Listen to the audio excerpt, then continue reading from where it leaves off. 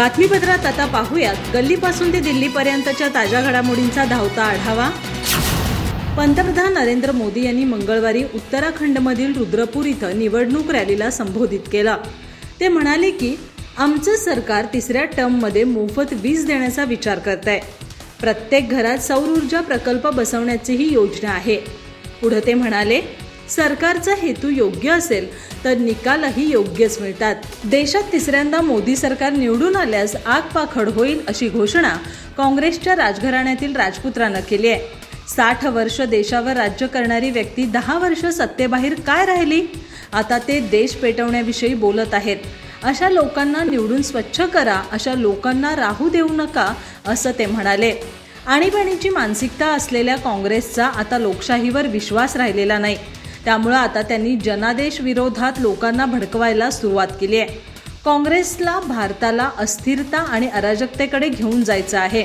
तुष्टीकरण करणाऱ्या पक्षांमध्ये काँग्रेस इतकी गुंतलेली आहे की ती राष्ट्रहिताचा कधीच विचार करू शकत नाही असंही मोदी म्हणाले। देवेंद्र फडणवीस हे कालपर्यंत तर नुसत्या थापाच मारत होते। देवेंद्र फडणवीस हे तर फडणवीस आहेत, ते नुसतं म्हणतात करतो, मात्र त्यांनी काहीच केलं नाही। भाजपचे लोक फक्त आश्वासनावर आश्वासन देतात असा टोला काँग्रेस आमदार प्रणिती शिंदे यांनी लगावलाय। त्या म्हणाल्या की विरोधक खोटे आरोप करून चारित्र्यहनन करत आहेत, तर सुशीलकुमार शिंदे यांच्यावर खोटे आरोप करण्यात येत आहेत। जर त्यांच्याकडे पुरावे होते तर मागच्या 10 वर्षात कारवाई का नाही केली असा सवालही त्यांनी उपस्थित केलाय। प्रणिती शिंदे म्हणाल्या, ज्या पद्धतीनं सोशल मीडियावरती विरोधकांचा प्रचार सुरू आहे ते पाहून येणाऱ्या काळात माझ्यावरती वैयक्तिक आणि माझ्या कुटुंबावरती चुकीचे आरोप केले जातील याची मला शंका वाटते। चुकीचे फोटो, चुकीची माहिती देऊन चारित्र्यहनन करण्याची शक्यता नाकारता येत नाही। माझी त्यांना विनंती आहे, मागील 10 वर्षात त्यांनी काय काम केलं याचा लेखाजोखा मांडा आणि त्यावरती निवडणूक लढवा। सोलापूरकर हुशार असून अशा अफवांना बळी पडणार नाहीत। सोशल मीडियावर ते म्हणतात की आता रामराज्य येणार आहे, मग मागील 10 वर्ष रावण राज्य होतं का असा सवालही प्रणिती शिंदे यांनी उपस्थित केलाय। मागील 10 वर्षात काय आणि कोणती कामं झाली हे सर्वांना माहीत आहे। जगात एप्रिल फूल साजरा करतात, तर आपल्याकडे एप्रिल फूल अच्छे दिन म्हणून साजरा होतो अशी खरपूस टीका शिवसेना नेते आदित्य ठाकरे यांनी केली आहे। यवतमाळमध्ये संजय देशमुख यांचा नामांकन अर्ज दाखल करण्यासाठी आले असताना ते माध्यम प्रतिनिधींशी बोलत होते। यवतमाळ वाशिममध्ये अजून महायुतीकडून उमेदवार दिलेला नाही। इथं भ्रष्ट उमेदवार देणार आहे की नवीन चेहरा येणार आहे हा प्रश्न आहे अशी टीका ठाकरे यांनी केली। बंडखोर आणि गद्दारीमध्ये फरक असतो। रामटेकमध्ये तुमाने यांचे तिकीट नाकारल्यानंतर 40 गद्दार यांनी सुद्धा समोरचा विचार केला पाहिजे। जिथं गद्दारांना तिकीट मिळालंय तिथं निकाल वेगळा येईल असं ते म्हणाले। देशभरात बदलाचे वारे वाहू लागलेत। दिल्ली, बिहार, महाराष्ट्र, बंगालसह इतर ठिकाणी इंडिया आघाडी मजबूत असल्याचं दिसून येत आहे। काही दिवसांपूर्वी शिवसेना वाचवायला राष्ट्रवादी विरोधात लढत होते। काही महिन्यांपूर्वी तसंच काही दिवसांपूर्वी काही लोक काय बोलत होते हे सर्वांना माहिती आहे। लोकांसमोर चित्र आता स्पष्ट झालंय।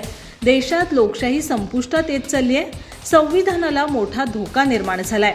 अशा काळात आम्ही सगळे एकत्र येऊन लोकशाहीच्या रक्षणासाठी लढत आहोत। त्यात प्रकाश आंबेडकरांचाही सहभाग महत्त्वाचा आहे। आमचा पक्ष सर्व लोकांना सोबत घेऊन चालत आहे। महाराष्ट्रातील सगळेच लोक आमच्या सोबत आहेत, त्यावर कोण काय बोलतं ते फारसं महत्त्वाचं नाही असं आदित्य ठाकरे म्हणाले। लोकसभा निवडणुकीच्या प्रचारात रंगत आणली आहे। आता जवळपास सर्वच ठिकाणी उमेदवार निश्चित झालेत।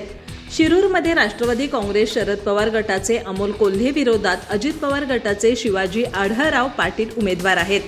दोन्ही नेत्यांनी प्रचार सुरू केलाय, परंतु प्रचार करताना वेगवेगळे अनुभव उमेदवारांना येत आहेत। मतदार आता जागृत झाले असल्याचा हा परिणाम आहे।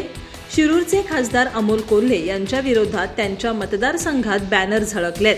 आंबेगाव तालुक्यातील आदिवासी भागात बॅनरच्या माध्यमातून अमोल कोल्हे यांना प्रश्न विचारण्यात आलेत। खासदार झाल्यानंतर अमोल कोल्हे यांचा जनतेशी पाहिजे तसा जनसंपर्क राहिलेला नाही। आता अमोल कोल्हे यांनी आंबेगाव तालुक्यातील आदिवासी भागात प्रचार दौरा केला। यावेळी परिसरात अमोल कोल्हे यांच्या विरोधात बोलके पोस्टर लागलेले पाहावयास मिळाले। शिरूर मतदारसंघात आंबेगावमध्ये लागलेल्या या बॅनरची चर्चा पाहावयास मिळते. त्यात विद्यमान खासदार साहेब 5 वर्ष तुम्ही कुठे होता? कोरोनासारख्या भयंकर परिस्थितीमध्ये तुम्ही मतदारसंघामध्ये का नव्हता? 5 वर्ष मतदारसंघात नाही, पण प्रचारासाठी तुम्हाला वेळ कसा भेटला? असे 3 मोजके पण मार्मिक प्रश्न विचारण्यात आलेत. खासदार साहेब उत्तर द्या, एक सुज्ञ नागरिक, असं त्या बॅनरवर म्हटले आहे.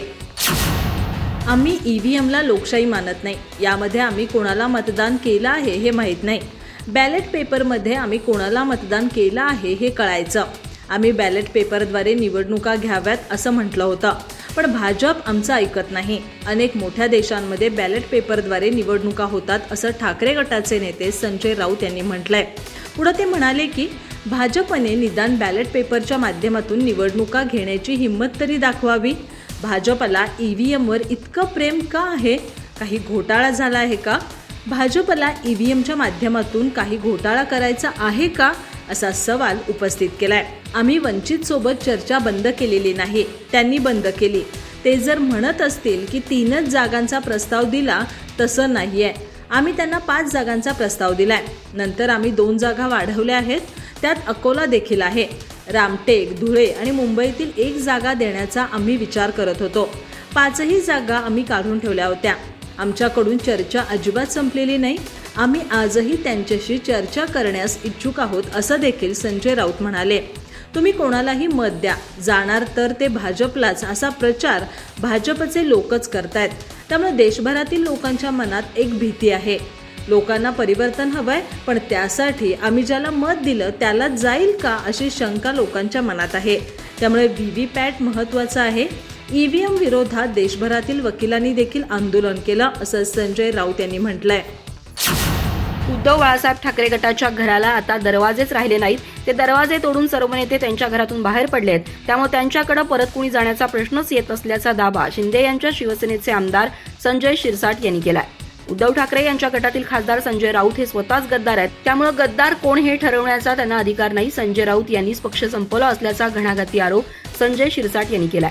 महायुतीमध्ये कोणत्याही प्रकारचं भांडण किंवा तक्रारी नाहीत. आमच्यात संघर्ष नाही तर चर्चा सुरू असून लवकरच सर्व उमेदवारांची घोषणा होणार असल्याचं संजय शिरसाट यांनी सांगितलंय. महाविकास आघाडी यांनी आमच्या कितीतरी दिवस आधी वाटाघाटी सुरू केल्या होत्या, मात्र त्यांचा अद्यापही निर्णय झालेला नाही. त्यांनी सुरुवात केली त्याच जागेवर असल्याचा दावा संजय शिरसाट यांनी केलाय. वंचित बहुजन आघाडी आता महायुती सोबत जाईल अशी शक्यता नाही. त्यामुळे महाआघाडी सर्व काही अलबेल नसल्याचा दावा त्यांनी केलाय. पुढे ते म्हणाले, नारायण राणे यांच्या उमेदवारीवरून देखील संजय शिरसाट यांनी आपलं मत व्यक्त केलं. नारायण राणे हे प्रचाराला सुरुवात करत असले तरी देखील याबाबतचा अंतिम निर्णय हा मुख्यमंत्री एकनाथ शिंदे यांचा अधिकार असल्याचं ते म्हणाले. रत्नागिरी सिंधुदुर्गच्या जागेसाठी आमचा आग्रह कायम असल्याचा दावा देखील त्यांनी केलाय. शिवसेनेचा दावा अजूनही त्या जागेवर आहे. आम्हाला अपेक्षा आहे की त्या जागेवर शिवसेनेचा उमेदवार दिला जाईल, मात्र तरी देखील वरिष्ठ नेते जो निर्णय घेतील तो आम्हाला सर्वांना मान्य असेल, असं संजय शिरसाट यांनी म्हटलंय. रामदास कदम यांनी त्यांच्या मंत्रिपदाचा गैरफायदा घेतलाय. यात शासकीय अधिकाऱ्यांचा हात नसला तरी हे घोटाळे होऊ शकत नाहीत. मी त्यांचे 12 ते 13 घोटाळे बाहेर काढणार आहे. यातील 2 प्रकरणाची कागदपत्र मी किरीट सोमय्या यांना देणार आहे, असं ठाकरे गटाचे नेते अनिल परब यांनी म्हटलंय. दरम्यान अनिल परब पुढे बोलताना म्हणाले की किरीट सोमय्या हे महाराष्ट्राचे अण्णा हजारे आहेत. त्यांनी रामदास कदम यांच्यासह त्यांच्या मुलाच्या घोटाळ्यांची ईडी चौकशीची मागणी करावी, असं परब यांनी म्हटलंय. पुढे ते म्हणाले की एकनाथ शिंदेसोबत गेलेल्या 13 खासदारांच्या जागेसाठी त्यांना संघर्ष करावा लागतोय. ठाण्याची जागा आनंद दिघेंनी शिवसेनेकडे खेचून आणली होती, पण त्या जागेसाठी संघर्ष करावा लागतोय. संजय शिरसाट यांना आता कळेल की या शिवसेनेत आणि त्यांच्या शिवसेनेत किती फरक आहे. त्यांना शिवसैनिक म्हणून आम्ही उमेदवारी दिली होती, त्यामुळे ते आज इतक्या मोठ्या पदावर बसलेत. आमच्याकडे सर्वे करून उमेदवारी दिली जात नाही, असा टोला अनिल परब यांनी शिंदे गटाला लगावलाय. भाजप सर्वेच्या नावाखाली शिंदेंना फसवत आहे, मात्र शिंदे भाजपसमोर झुकणार नाहीत, असं स्पष्ट मत माजी मंत्री तथा शिंदे गटाचे नेते सुरेश नवले यांनी व्यक्त केलंय.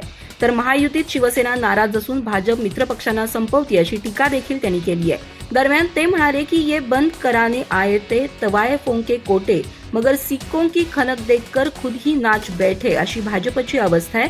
त्यांनी यातून बाहेर पडावं अशी आमची मागणी आहे. महायुतीचा यावर काही परिणाम होणार नाही, पण भाजपची ही रणनीती चुकीची असल्याचंही त्यांनी म्हटलंय. भाजपला जे नको आहेत ते लोक बदलले पाहिजेत असा त्यांचा आग्रह आहे. त्यासाठी त्यांच्याकडून वारंवार सर्वेची कारणं दिली जात आहेत. आयव्हीचा रिपोर्ट विरोधात आहे, आम्ही जो रिपोर्ट दिला आहे तो विरोधात आहे. त्यामुळे तुम्ही उमेदवार बदला ही भाजपची रणनीती चुकीची आहे असं त्यांनी म्हटलंय. मुख्यमंत्री एकनाथ शिंदे हे सौम्य प्रकृतीचे आहेत, परंतु ते ठाम आहेत हा विश्वास आम्हाला आहे. भाजपच्या एकूण षडयंत्राला ते बळी पडणार नाहीत. पण अशा प्रकारचं चित्र भाजपकडून एकंदरीत उभं केलं जात आहे. बाहेर चर्चा सुरू आहेत आणि ही चर्चा महायुतीसाठी घातक आहे असं सुरेश नवले यांनी म्हटलंय.